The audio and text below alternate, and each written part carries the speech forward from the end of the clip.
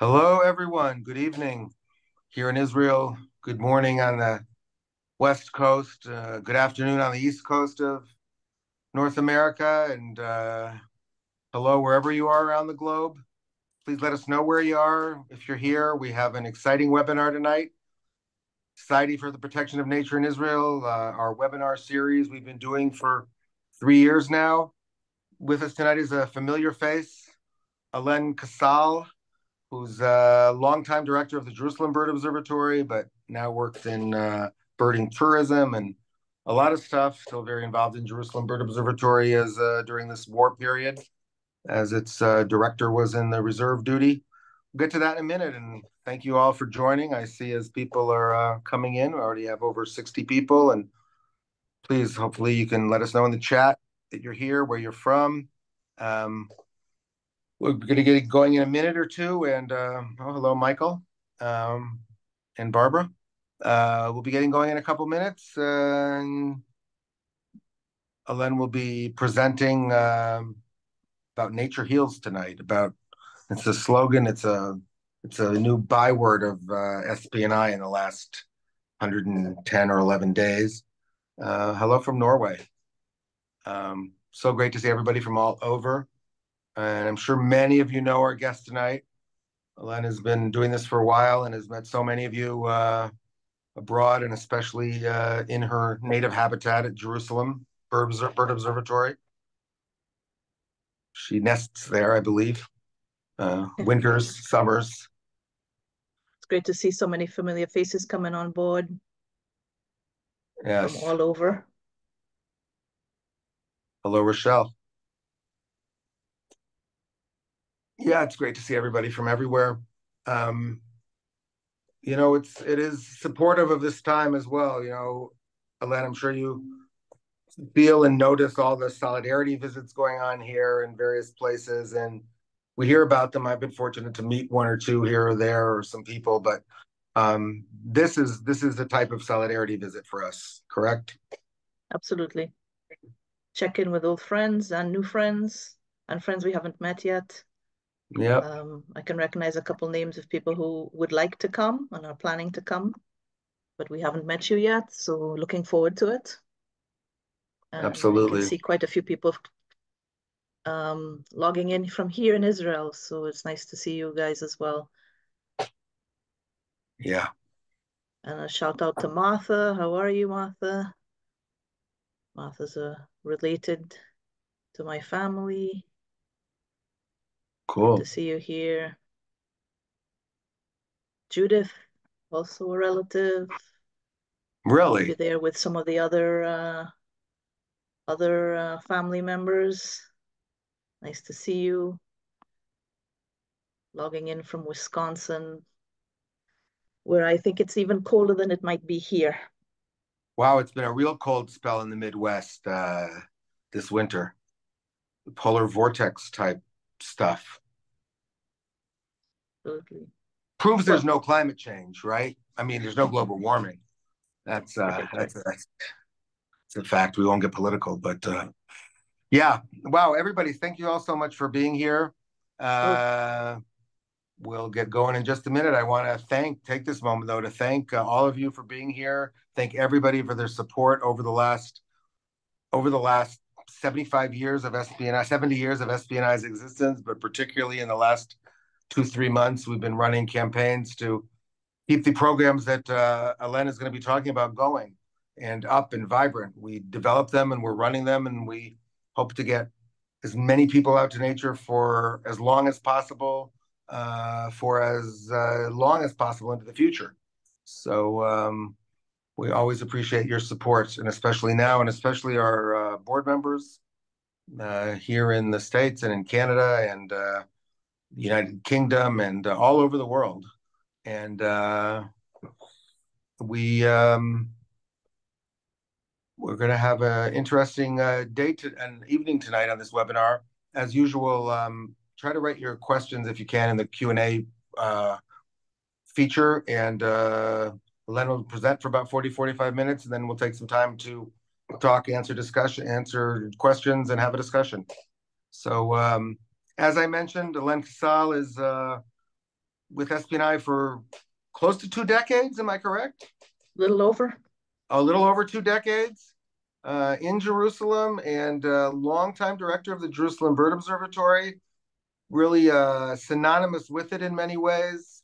But this, in the last year, has been working in birding tourism and outreach, and working with my team as well in resource development and partnerships abroad.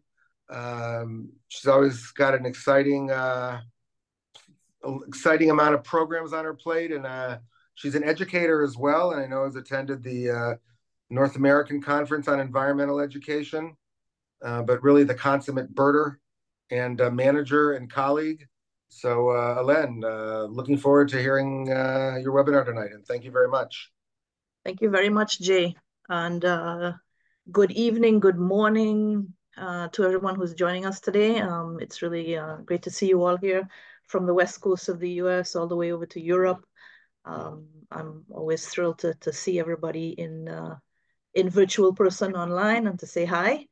And it's always great when you guys join us in these webinars. So I'm going to share my screen here so we can get started. So here we are. So I called my talk today, Tu B'Shvat, the Promise of New Hope. And it was supposed to be last week, just before Tu B'Shvat. It's now this week. Tu B'Shvat was last week on Thursday, Friday. And I think it's a great time to talk about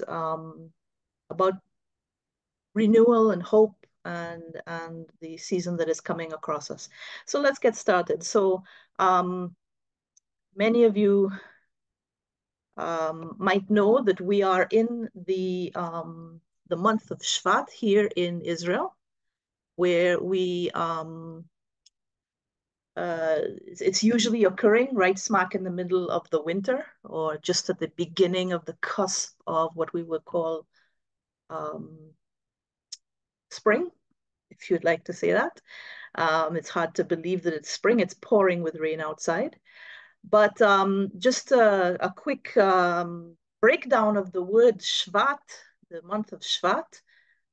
If you take the three letters of Shvat, a Shin, a Bet, and a Tet, and break it down, and you can get the sentence Nishma Besorot Tovot. And this means, may we hear good tidings.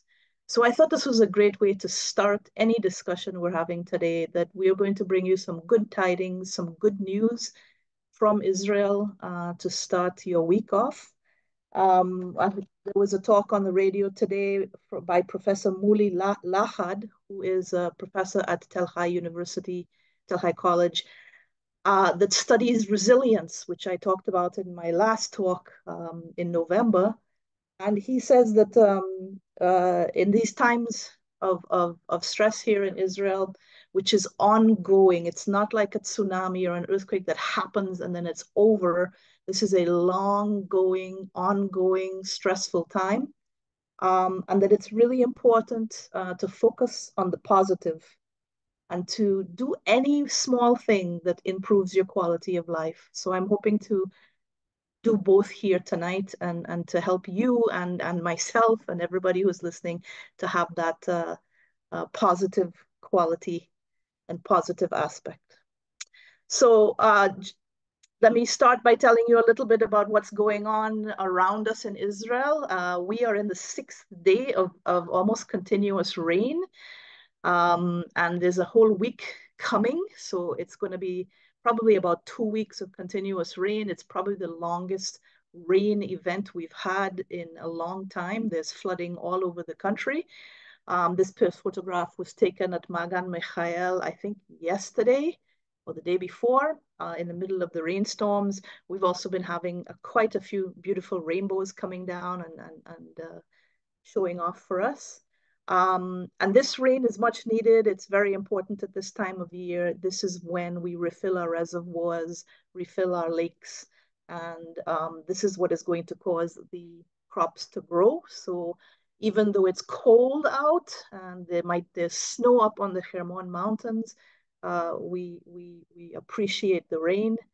The rain, it passes, everything gets green. You go out and it's there's this bright greenness that's all over, whether you're looking at the fields or in the more open scrublands, and even the mountains in the desert have this green sort of carpet coming up on the sand dunes on the desert mountains, which is really fantastic. And we look forward to the flowering in the desert in the next few weeks to a month.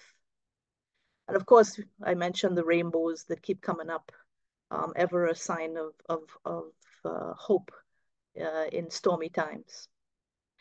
Our birds are singing away. We have lots of wintering birds coming down into the country. The place is full of seed eaters and robins, like this little European robin, and thrushes that have come down from Europe where it's gotten very cold. They also had a bit of a polar vortex. And so some of the birds that hadn't migrated yet suddenly came into the country, and we're seeing lots of these birds coming in to take advantage of the relatively warmer weather here. Birds small like this robin, and of course large like the cranes that we're still hosting in the Hula Valley.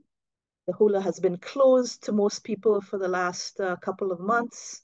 We can't get there, but we know that they're there, and they can be seen every now and again in other parts of the country. And our local birds are getting busy. This little Palestine sunbird, I was at the JBO the other day, and there must have been about 10 or 12 of them chasing each other all over the site, very excitedly. The males are practicing their songs. They're trying to attract mates. And as soon as the weather gets a little bit warmer, in February, they will probably do their first nest. And you can see that this little sunbird is on an almond tree, which have just started to bloom. They actually started to bloom a little late this year, probably because they were waiting for colder weather to come in. And now they're starting to bloom all over the hills. And this, of course, is the first flowering plant tree to bloom in the winter, and is a typical symbol of Tubish, which I'll talk about in a minute. As I said, everything's getting green, and the gazelles in the Gazelle Valley are really enjoying some new grass. They're all over the place running around, very excited about it. And we wait for the next wave of new fawns to be born in the spring. There's several nice pregnant females walking around, and there should be a nice baby boom in the next couple of months as the gazelles population expands even further. I think there are about 150 or 160 gazelles in the valley now. I might be underestimating, and there should be more coming pretty soon.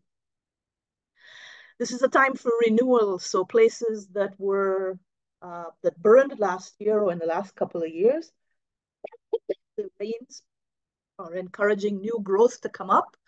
And some of the trees that burned, some of the local trees like this strawberry tree or katlav, the roots sprout again, and you get a new regrowth of the tree. And this is happening all around the hills around us where there were fires in the Jerusalem hills. So the rain is a welcome addition. Excuse me a second. A little bit of a sore throat. Other flowers are starting to bloom, and here you have a cyclamen or a rakefet. These are fantastic little flowers that bloom all over the hills of Jerusalem under the pine trees. And I think they're probably a great symbol of resilience, because if you can see this little guy, he's growing out of a hole in a rock. And they literally can come and bloom out of practically nothing. They're very resilient bulbs, and they are starting to poke their little heads up all over the forest. And soon we'll have a nice carpet of them under the pine trees. And we're looking forward in the next few weeks to even more blooming, and in a month or so to the poppies which will bloom all over the plains. And this is one of the typical sites of spring in Israel. And of course, like I said, the almond trees are blooming. And this is a symbol of Tu B'Shvat, the new year of the Elen, tree. excuse me. Yeah, Just to mention that the previous slide was the famous Doroma Dome, the the red Roma Dome, south. the red south. Yes. I believe Um, that's probably also in the Gaza envelope, as we call it, the yeah. Gaza envelope. So this beautiful red flowering does occur in much of the area that was affected by October 7th in what they call the Gaza envelope or the Tukuma. Um, and uh, despite all the horrible things of the last few months, the flowers, they're blooming. The season is changing, and the area will bloom again. Sorry, going backwards. So, what is Tu B'Shvat for people who don't know this? Tu B'Shvat is the 15th of the month of Shvat. It is what is called the New Year of the Trees. Now, when I tell people about Tu B'Shvat and they're in America, someone just said that she's in snowy Massachusetts. And we talk about the New Year of the trees and the blooming of the trees. People kind of look at me a little strangely because, I mean, it's the middle of winter, right? So how can we be talking about the New Year of the trees? But that's what we do at this time. And there was a very practical reason for this being the New Year of the trees. And it goes back to this passage in Leviticus where it set aside the first 3 years of the tree's life. Any fruit from that tree, 3 years, was considered to be forbidden and not to be eaten. And only the fourth year, that would be tithed to the temple. And only after that could you eat the fruit. And there was probably something very practical about that. You don't want to stress the young tree, and it's good to not to pick the fruit, to let it just live for a while until it gets nice and strong and the fruit get really good. And there was something practical for the taxes. This was a tax issue, the tithing. Um, so they set aside this rule. But then the question arose, well, when do you count the new year? Like, when is the birthday of the tree? How do we do that? And rather than be random, so, he's saying, well, it's March, and this guy's saying it's April, whatever, the rabbis decided that they would pick a month of the year, which was Tu B'Shvat, and this would be the new year of the trees. Any fruit that was produced on the trees before the 15th of Shavat was from the last year and from the last year of rain. And any fruit that was produced after the 15th of Shavat was being grown from this year's rain and would be the product of the new year. And this allowed them to sort of define a fiscal year, if you would like, for the aging of the trees. So it was a very practical date and a very practical issue. But um, we took it further. And it became something that people commemorated, especially after leaving the land of Israel. And it became custom to eat fruit that connected people to the land of Israel. So things like dates and olives and figs were eaten because many people lived in countries like in Europe or Asia where it was winter and there wasn't very many fresh fruit. The custom of eating dried fruit became very common. And even today in Israel, where we have fresh fruit, we still eat a lot of dried fruit on Tu B'Shvat. And I was reading some of the customs, and it's very interesting that different countries, the Jews of different countries had different customs around the fruit. So in Kurdistan, the Jews would eat up to 30 different kinds of fruit on Tu B'Shvat. In India, up to 50. And even some of the richer families in Morocco would hold these lavish feasts with up to 100 different kinds of fruit and vegetables would be eaten that night. So it's really quite an ingrained custom. In the 1960s, I mean, in the 1600s, sorry, Rabbi Yitzhak Luria of Sfat and the Kabbalist movement sought to codify some of this, and they created the custom of the Tu B'Shvat Seder, where you eat certain foods that have a mystical symbolism, and you drink certain cups of wine that have mystical symbolism, and this is still practiced by many people today. The other thing that we do here in Israel on Tu B'Shvat is we plant trees, and this custom began in the 1890s with Rabbi Zev Yavetz in Zikron Yaakov. He took students out on Tu B'Shvat to plant trees. And this was later adopted by the Jewish Teachers Union in the early 1900s, and then by the JNF, the Jewish National Fund, who have made big campaigns for planting trees ever since. And here you can see some wonderful families from past years who came to plant trees at the Jerusalem Bird Observatory.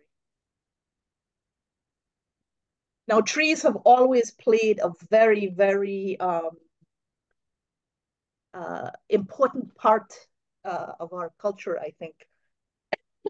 I'm so sorry, I have this frog in my throat. We look to trees for art and inspiration. For a lot of people have very spiritual connections with trees.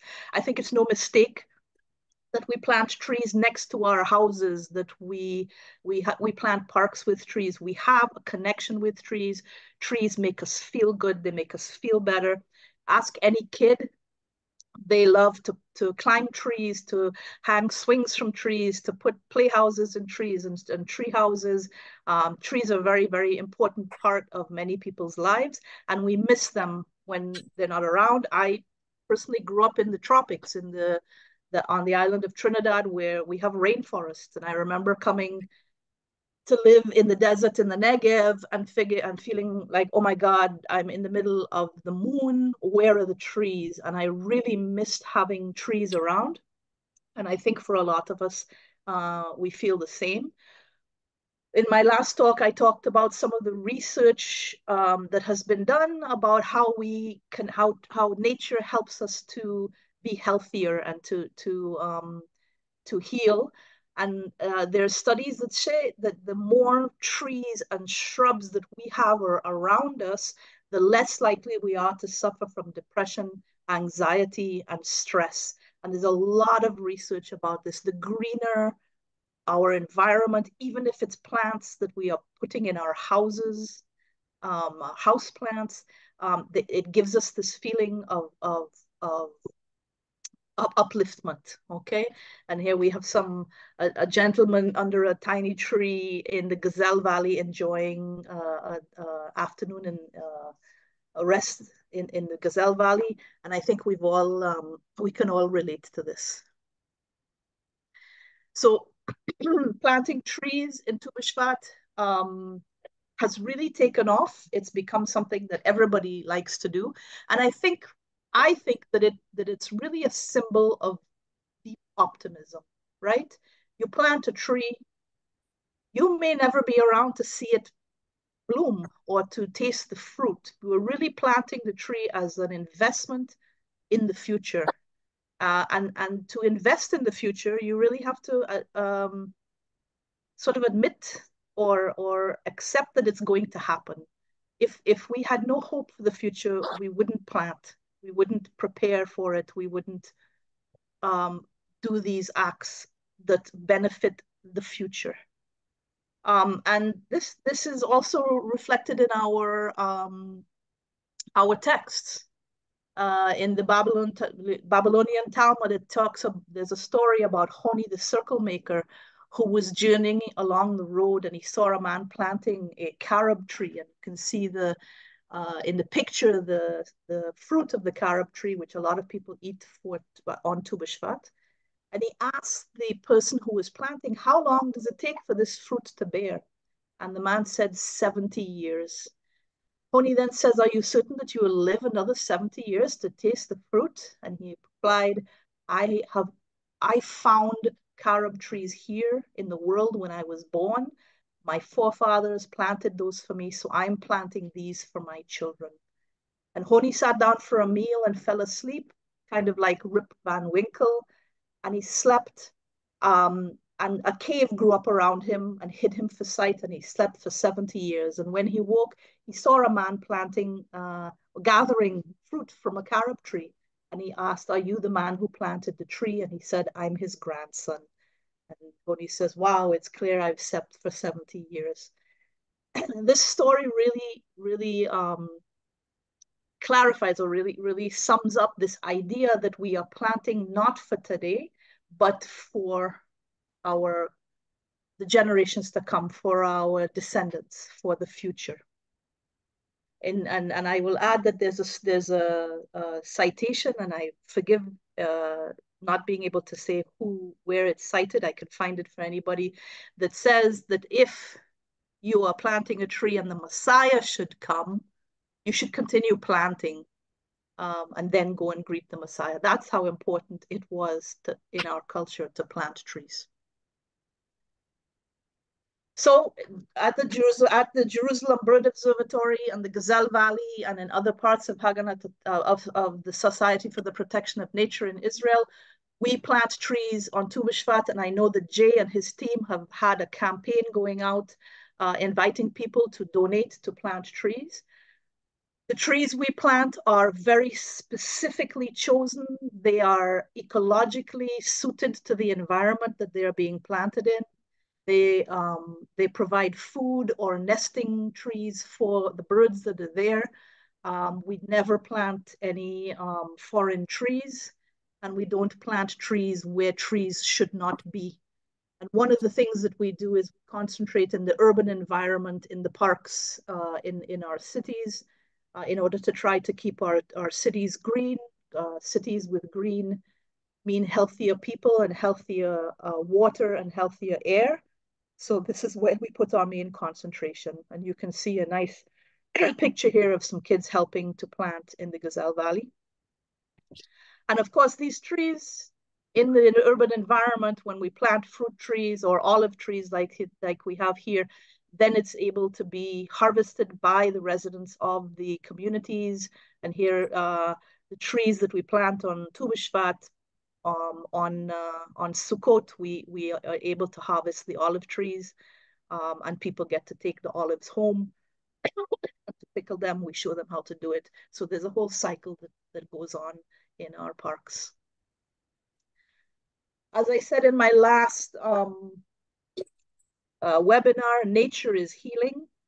We really believe this. We have research that supports this, but we've actually been living this for the last few months. And during COVID times, we learned that going out into nature helps us to feel better. When we were unable to go out, we felt it very deeply. We missed it, and we craved going back out. And over the last couple of months, we joke at the Society for the Protection of Nature in Israel that we have become, which we're going to change the name, and we're going to change the name to Nature for the Protection of Society, because really that's what's been happening.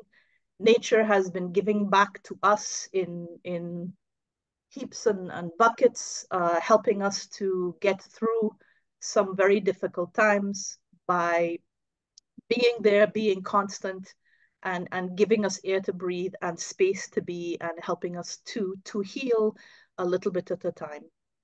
And in the picture, you can see the wonderful fish ponds that are part of the Start of Nature project in Magan Michael, where we're restoring fish ponds into wetlands.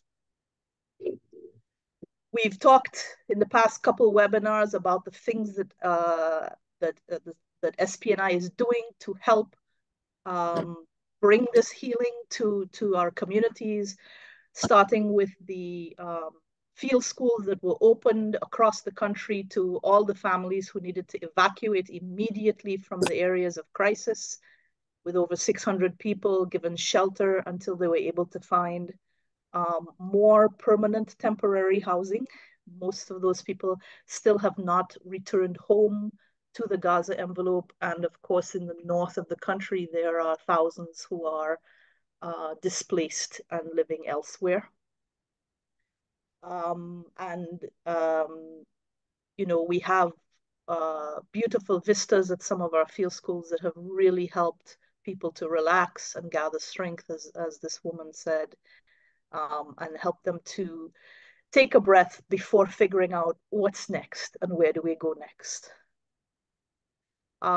This webinar is part of over 100 webinars that we brought into people's homes to try to be a little bit of a distraction and to help people by bringing nature into their homes when they couldn't get out. And at first we did this for the kids, but it became very clear that some of the people who were most in need of this were pensioners. I heard from people who would say, I don't go out at night because I'm worried about sirens, I don't run, and I don't want to be caught out where there's no shelter, so I stay home all the time, and therefore I'm not with friends. And the webinars help to bring people together and have them have some sort of community and something to look forward to each day. Our sites in Eilat and at the Jerusalem Bird Observatory and the Gazelle Valley Park and the field schools in Magan Michael were all open to the public, giving walks and talks as soon as we were able to start, so that people had somewhere to go and be in a safe environment with staff, and in many of these places with shelters in case there was a siren, so that they could feel safe and protected when they went outside. And then in November and December, we served over 4,000, probably close to 5,000 people in tours around the country that we offered free to anybody who wanted to be there. And people came out and went for hikes and activities with us as we took people out to have a breath of fresh air and to calm their souls. But I think the project that I most want to talk about, and I think that is the most fantastic that we've been doing in the past month or so, is with teenagers. If you can imagine, families left the kibbutzim in the Gaza, and they left the communities in the north and had to evacuate. Many of them ended up being in a hotel room with the family, a whole family together in one hotel room, mom, dad, and the kids. And this is stressful after a while. It's not normal. The kids were taken out of their regular activities, their regular school, their youth groups, and were forced to live in situations that were pretty stressful. And we kept getting these reports back that the level of substance abuse or alcohol abuse or anger or bad behavior was increasing among the teens that were affected by by being evacuated. So we started offering 3-day hiking camps where the kids come into places like Engedi and Mitzpe Ramon, and they are brought together, just the teens, and they have the chance to hike and to do campfires and to talk and to just be kids. And at first the kids would come and you could see that they were all stressed and they were quiet and they weren't necessarily talking to each other. And by the end of the 3 days, you couldn't get them to shut up. They were so engaged with each other. They were having fun. They were actually smiling. They were breathing. And we would send the kids home and we would get comments like this from this one mom, that SPNI may not have seen the most obvious choice for help right now, but they gave us exactly what we needed. After we did the first few pilot programs, we had communities, evacuated communities, calling us from all over saying, please do this with our kids, please do this with our kids. And as you can see, we had, I think this was last week's figures, but over 650 teens have so far participated in about 15 camps, and there are 16 more scheduled as of the last time I got the figures. I know there's one scheduled for all the way up to Passover in April, and this is, I think, one of the most impactful programs that we are offering right now. And we continue to try to figure out how how else we can serve the community. We have, thank God, a huge number of our soldiers who are reservists have left Gaza and have been released back home after some of them being 2, 3 months in the field.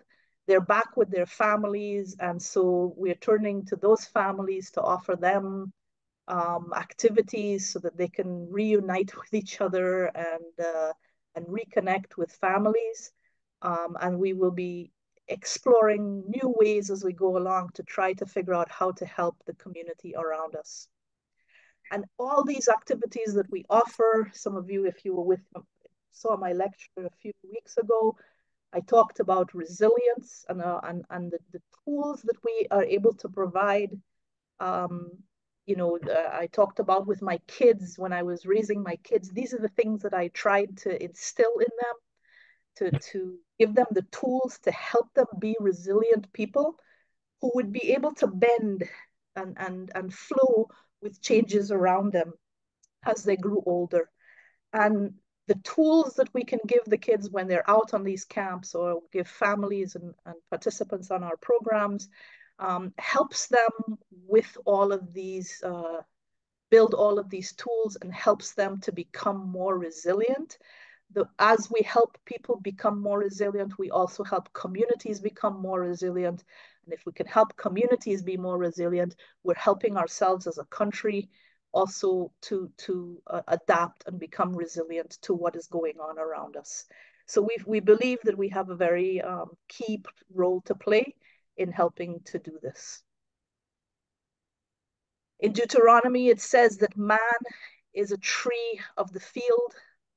And I saw a talk on this that I tried to find in order to get the citation. I'm sorry I couldn't find it, but the person said this means that if when we cultivate strong roots, we can produce many fruit.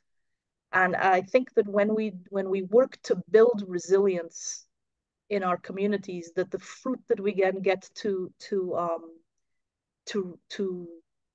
to pick or to produce is this community that is able to work together to be bending to meet the challenges and then to survive and move forward together. So this is the work that we've been doing. SPNI continues to figure out where we can help to heal through nature. But we're also doing a lot of work right now in trying to figure out how we can heal nature. There's a lot of damage that has been done to natural areas in the Gaza envelope and in the north by the army and by the rockets and a lot of and the troubles that have happened there. And so people are getting together now to figure out, well, how do we rebuild? How do we reestablish? And SPNI is right in there in the middle of it, saying we have to do it in a sustainable manner. We have to do it in an ecological manner. We have to look forward to the future, even as we try to rebuild, and not just rebuild without thinking about what the future is going to bring. So our work in surveys and our work with the planning committees and so on continues, even more important than before, as we come together as a country to say, well, it's not over yet, but what's going to happen when it is over? How are we moving forward as a country? I'm just going to finish by thanking all the wonderful people who let me use their photographs. I'm a lifelong birder, but I'm not the best photographer in the world, so I rely heavily on so many wonderful people. Thank you very much for your help in providing photographs. And just to leave you with this beautiful rainbow by Liron Shapira, and a reminder that nature is healing. Go out, enjoy it, and let yourself take deep breaths, and always, always, always believe in tomorrow. Thank you. Well, thank you, Len. really impressive, and I learned a lot. And like many people, I was inspired to hear you talk about the stuff. And it's just part of the way, I feel every day inspired by what SPNI does and thankful that I work for SPNI because, you know, it seems like half the country is in low functioning mode of or non-functioning mode of deep trauma, but just radiation, circles of trauma that are causing half of the country not to be functioning well. And the other half is like on hyperactive volunteerism, supporting. It's incredible. And the fact that we can be part of this just in our I can go to work every day thinking that wow, we're helping moving forward, raising money for programs that are critical to Israel right now, and that nobody else frankly is doing, not on this scale. So So, thank you, Jay. Do we have some questions? I'm just going to there's a unshare the screen. So, yeah, there was a question about JNF tree planting I saw, and comment about cyclamens and planting trees in Israel has led to environmental problems. Can we talk about that? Wrong type of tree. Yes. Um, the proposed Miroslav, I don't have the species name in front of me for the cyclamen. I can find it and send it out, but it's probably very similar to what you have. Um, Sorry about that. I should have pulled that up before I started. Um, so Jay, do you want to say something about JNF? yeah, yeah. I'll say Okay. something about JNF. Um, yeah. So historically, JNF has been planting the wrong trees in the wrong places and largely the wrong way for many decades. And we're talking about the European pine trees that you know, dot the hillsides of Israel. And to our mind, much of the what the JNF calls their forests and other forests that are run by JNF but are owned by the state, um, these are basically pine tree plantations that were planted industrially, and they're planted, many of them, in a habitat called bata. It's a local indigenous sort of scrubland or grassland habitat. It has trees, but it's not a forested habitat. It's an open habitat, and the JNF trees have they're an invasive species. They cause ecological damage to the native species, and perhaps worst of all, or among the worst things, they have a high oil content to survive European winters, and that makes them highly flammable, more flammable than native trees. And that is why Israel has seen over the last decade and a half a really horrendous, quick moving forest fires in our tiny little country.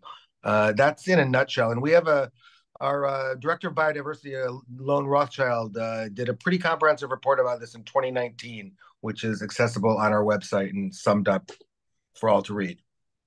Yeah, Alen? and I can attest to that. I live in the Jerusalem Hills, and every year we have at least one big fire near our town, and they move fast and furiously and very, very hot, and they're actually very scary.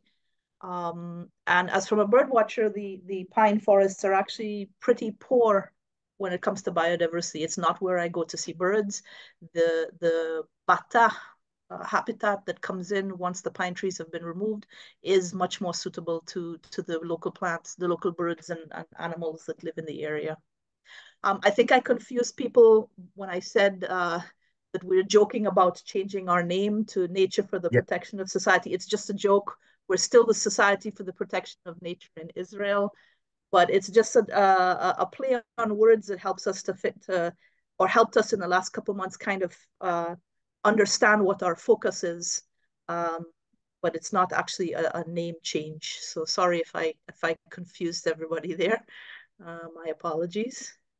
Um, and you know, I don't want to make this anyway political, but of course the environmental damage and the issue of resilience crosses both sides of the borders, and there's a lot of work that's going to have to be done, not just in Israel, but all over the world, all over the area, and both sides of the border, to restore resilience and restore the environment and to help people to survive into the future. So I'm not making light of anybody. Um, we have a lot of work to do. Uh, I'm not certain that JNF has fully changed their planting policy, but I'm not the most up to date on that. I know that we're still planting trees that shouldn't be planted, and they're still planting trees that in places where trees should not be planted, like in the Negev, where it would be not a woodland, but desert scrubland. And by planting trees, you're actually destroying the local habitat. right, Alena, if I can just pick up on that as well. I spoke to Alon about this within the last year, and he says, as far as he knows, he sees reports that they're still planting pine trees in places and also eucalyptus trees. And I Yeah, see that now they're raising money on Tu B'Shvat to restore the Be'eri forest, which might qualify as almost an urban. Like, I mean, I'm not sure, what our policy is on that, but his original, when I asked him about that once, he was like, "Yeah, no, there shouldn't be forest down there." yeah, I don't know the size of it. It's probably more like a plantation or a park than a real forest in terms of its biodiversity values. yeah, Um, yeah, and also, it's just fair to say now that two things people have come up a few times. One is that yes, there's a lot of tree planting going on for memorialization of the victims of October 7th in the area in the M parking lot, and I don't know. They're creating memorial sites with trees down there as well, which is fine. What we're against is not tree planting. We're against afforestation. We feel that we pushed to have a master plan in Israel for afforestation, and we believe that it's done. It's filled up. JNF is still wanting to plant, thousands and tens of thousands of more dunam of forest. So we're opposed to that in general. They say that they're planting mostly indigenous species now, but like Ellen said, and what I see in terms of the what they're doing online is that they're still yeah. planting. Yeah, and there's a lot of room for tree planting. Tree planting is valuable, but we want to encourage it to be done in the most ecological, sustainable fashion that's possible. And one of the things we're doing in with SPNI and with BirdLife Israel is not just planting trees, but restoring natural habitat. So our Startup Nature program, where we're restoring wetlands in areas where there have been fish ponds, which were built in areas where there were wetlands. So Fish we're farm, trying to Ellen, fish fish farms, yeah, fish farm, farms. fish So agriculture. yeah, agricultural fish farms, but the fish farms were there because it was a wetland environment. They built the fish farms in this environment. They're now divesting from the fish farms for various reasons. So we are encouraging the renewal of the wetlands that would have been in those areas, and to bring back the natural habitat, which is great for the migrating birds, great for carbon capture, so that these wetlands play a big role in helping with climate change, and with increasing biodiversity in the country. So we can do a lot of work that's not necessarily planting a tree, but is helping to reestablish natural habitat. And no, but I would also say, Len, that in the past we do plant trees. I mean, small saplings. One of the ways we rewild this intensive fish agriculture into natural wetlands is by planting native vegetation, and sometimes that Absolutely. includes, some trees to attract, those flying Yep. things guys love Yep. so much. Trees And, and grasses and plants and yeah, lilies and all sorts of things. yeah, and so Eh, yeah. go on. No, I was just going to say, are there any other questions? Anybody have anything else? Um, Please write. I see we do have a few more minutes here.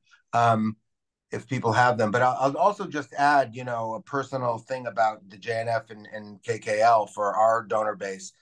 It's absurd to us Israelis that the KKL, I'm sorry, the Jewish National Fund mothership in Israel called the Karen Kayemet Israel.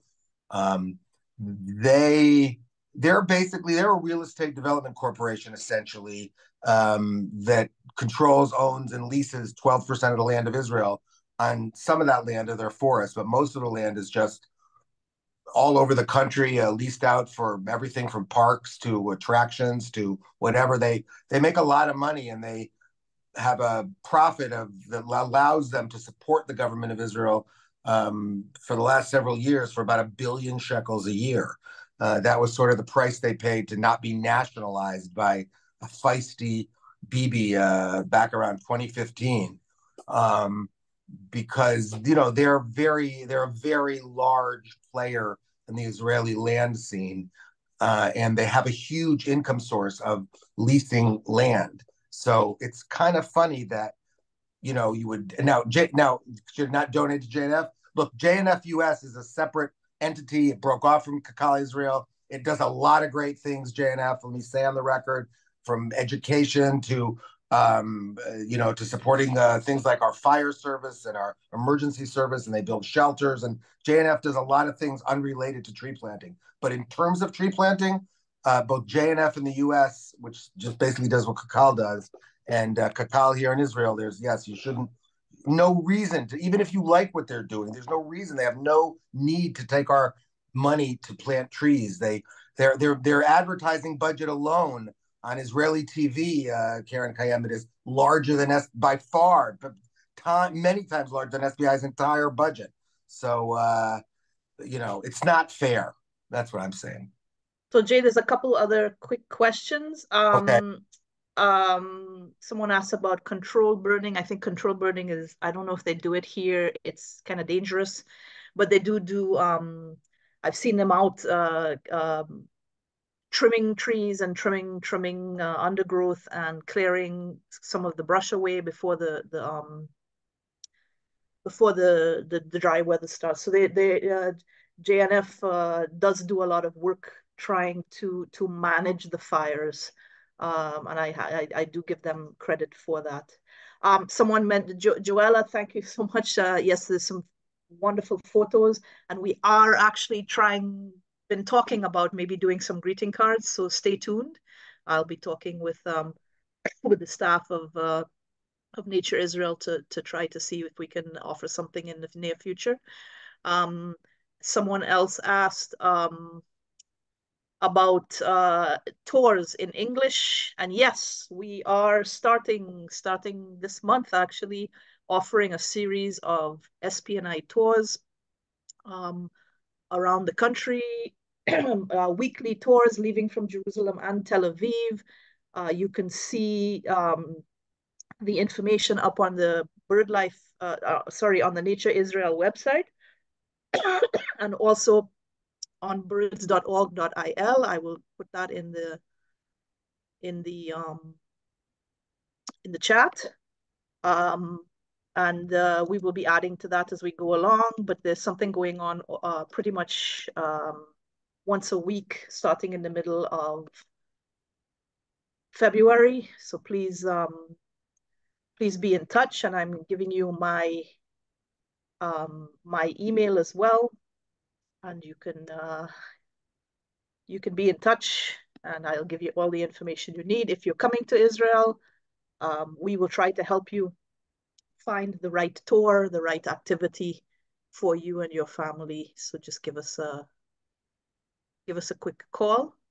I think that was everything that I saw. Um, and there was one last question about the Hula Valley. I don't know when the Hula Lake is going to open up. The No one, north is still close to us. It's an active army area right now. So we just pray that it will be soon. nobody knows Um, about when it's nobody knows. Yeah, acting, or anybody that knows. yeah. Alena, thank you so much. I did just want to make a personal comment. Your comment reminded me, I can't imagine going from a rainforest to the Arava. I It, mean, you bit of a know, shock. a bit of a shock because just going from the Berkshires, and I saw we have a Lawrence Kaplan on here from the Berkshires in Williamstown. Um, Going from the Berkshires to central Israel, I was in shock too, and I'd been here before, but just living that way with so little green compared to say as I used to for people that know like basically the traffic island on the Taconic Parkway heading north in the Hudson Valley. That traffic island has more real forest than stretches of out there in the scrubland, what should be scrubland. So yeah, I definitely remember thinking I've moved to the moon. How does a birdwatcher survive out here? I spent 6 months in the Arava when I first arrived here, and over the years I've come to really appreciate the desert for the amazing habitat and the beautiful views and the migration. And I love going down to the desert. If I have a chance to go anywhere on vacation in Israel, it tends to be into the south. Um, just goes to show you, I still really appreciate trees though, and to going home to find trees. So very. thank you so much to everyone who joined us tonight. I really appreciated that you took time out to come listen, and see you next time. Thank you so much. Appreciate it so much, Elen. Thanks everybody for being here. Really appreciate it. Thanks everybody for support and for all the encouraging words.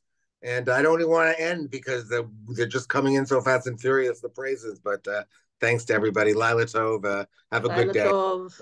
And Shavua Bye. Tov, everyone. Good Shavua week. Tov to everybody. Bye.